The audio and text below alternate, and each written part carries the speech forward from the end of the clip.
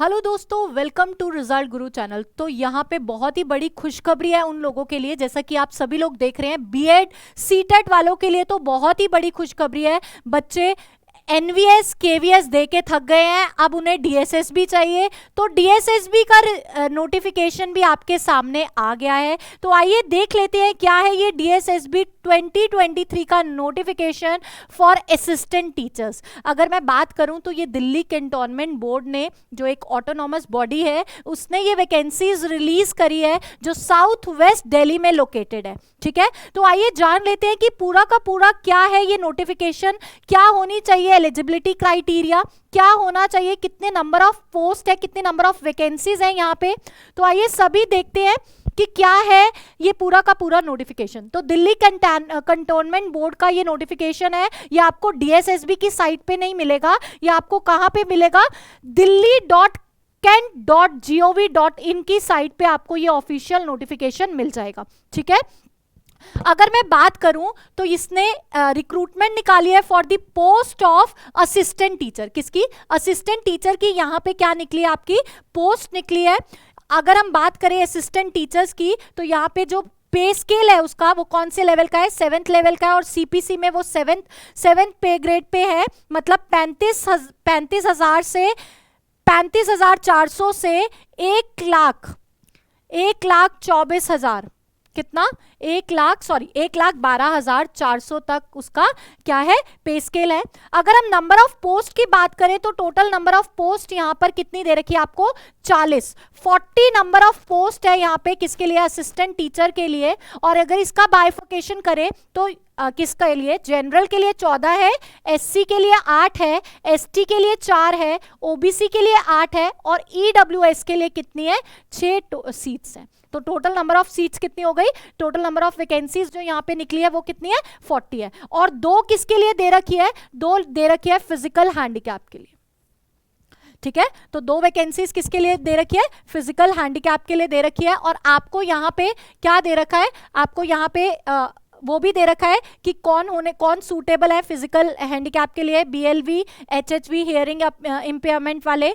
ठीक है, नेक्स्ट अगर हम बात करें एजुकेशन क्वालिफिकेशन की, अगर हम बात करें एजुकेशन क्वालिफिकेशन की कि क्या एजुकेशन क्वालिफिकेशन होनी चाहिए, तो सबसे पहले सीनियर सेकेंडरी होना चाहिए, मतलब 12th पास होना चाहिए एटलीस्ट 50% मार्क्स से, एटलीस्ट 50% मार्क्स से क्या होना चाहिए, 12th पास होना चाहिए। और 2 इयर्स का डिप्लोमा होना चाहिए, किसमें, एलिमेंट्री एजुकेशन में, एक रिकॉग्नाइज्ड बोर्ड से, एक रिकॉग्नाइज्ड बोर्ड से 2 इयर्स का डिप्लोमा होना चाहिए एलिमेंट्री एजुकेशन पे, और 12th क्लास में 50% मार्क्स होने चाहिए। ठीक है, नेक्स्ट अगर किसी के 45% मार्क्स भी है 12th में तो वो भी अप्लाई कर सकते हैं, लेकिन उसके लिए दे रखा है कि जो आपका डिप्लोमा होना चाहिए इन एलिमेंट्री के एजुकेशन में, वो किसके अकॉर्डिंग होना चाहिए, एनसीटीई के नॉर्म्स पे होना चाहिए, 2002।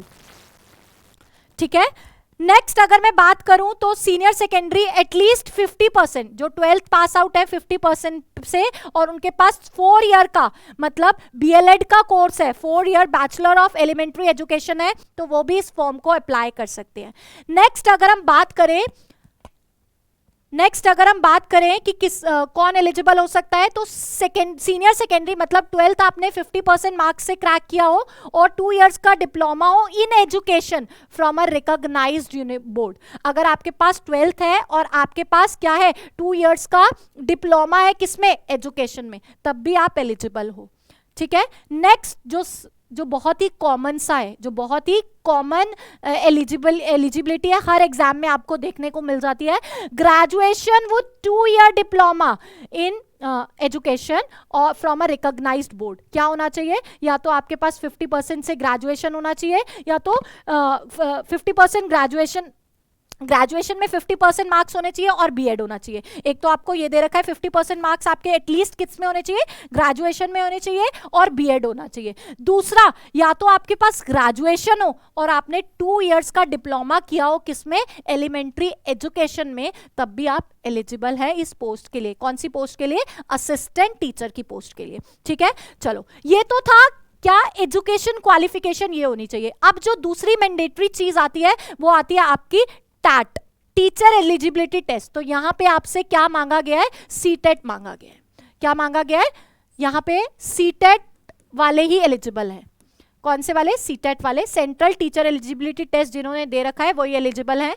यहाँ पे एक और चीज दे रखी है आपको कि आपके पास इंग्लिश और हिंदी एक सब्जेक्ट होना चाहिए, किसके अंदर, सेकेंडरी लेवल, 12th लेवल पे आपने या तो इंग्लिश पढ़ा होना चाहिए या हिंदी, आपका एक सब्जेक्ट, दोनों में से एक सब्जेक्ट आपका पास्ड होना चाहिए। ठीक है, ये तो थी एजुकेशन क्वालिफिकेशन के बारे में। अब यहाँ पे आपको कुछ इंस्ट्रक्शंस दे रखी हैं, किसके लिए, ये सारे क्वालिफाइंग मार्क्स जो है उनका रिलैक्सेशन भी दे रखा है आपको कि SC ST OBC और PH वालों के लिए 5% जो है रिलैक्सेशन है।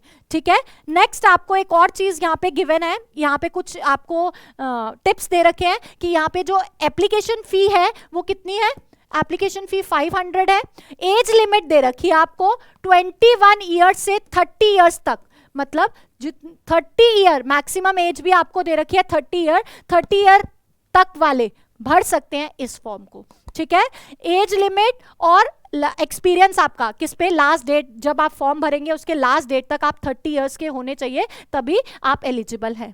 ठीक है, ये कैंडिडेट्स अपना फॉर्म, मैंने अभी आपको बताया, ये आपको DSSB की वेबसाइट पे नहीं मिलेगा, ये आपको delhi.kent.gov.in की वेबसाइट पे आपको इसका ऑनलाइन फॉर्म मिलेगा।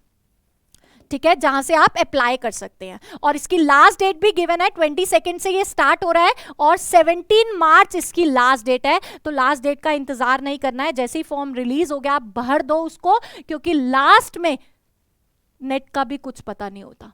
ठीक है, सर्वर का भी कुछ पता नहीं होता। चलो, और आपको यहाँ पे क्या करना है, एक तो यहाँ पे और क्या करना है, आपको जो सर्टिफिकेट आपको अपलोड करने हैं वो क्या शुड बी क्लियर होने चाहिए, बिल्कुल क्लियर होने चाहिए। उसमें अगर उस ब्लर है, थोड़ा सा भी ब्लर है, तो वो यहाँ पे क्लियरली मेंशन है कि फॉर्म रिजेक्ट हो जाएगा। तो बहुत ध्यान से इस फॉर्म को फिल करना है। आपके 10th की और जितने भी आपके पास एजुकेशनल सर्टिफिकेट्स हैं वो भी आपको बहुत ही क्लियर क्या करने हैं, सबमिट करने हैं। ठीक है, लास्ट डेट सबमिशन का 17 दे रखा है। एडमिट कार्ड भी इसके बोर्ड की वेबसाइट पर ही क्या होंगे, दिखेंगे आपको, बोर्ड की वेबसाइट पर ही आपको एडमिट कार्ड मिल जाएंगे जब आप इसका एग्जाम होना होगा। और किसी ने एक से ज्यादा बार इस फॉर्म को अप्लाई कर दिया तो उसका फॉर्म क्या हो जाएगा, रिजेक्ट हो जाएगा। तो ये थी बहुत बड़ी इंफॉर्मेशन उन लोगों के लिए जो बहुत लंबे समय से इंतजार कर रहे हैं DSSB का। वो कह रहे हैं कि अब हमने KVS का एग्जाम भी दे दिया, हमने NVS का एग्जाम भी दे दिया, KVS भी खत्म हो गया, NVS भी खत्म हो गया, ये DSSB कब आएगा। तो बेटा DSSB में आपने देखा था PGT इकोनॉमिक्स की तो पोस्ट निकाल दी थी, अभी निकाल दी थी, धीरे धीरे देखो ये भी अपने फ्लो में है। इसने कैंटोनमेंट बोर्ड ने असिस्टेंट टीचर्स की पोस्ट निकाल दी है। तो ऐसे ही कुछ इंफॉर्मेटिव वीडियोस देखने के लिए आप हमारे चैनल को सब्सक्राइब करें, रिजल्ट गुरु। Thank you.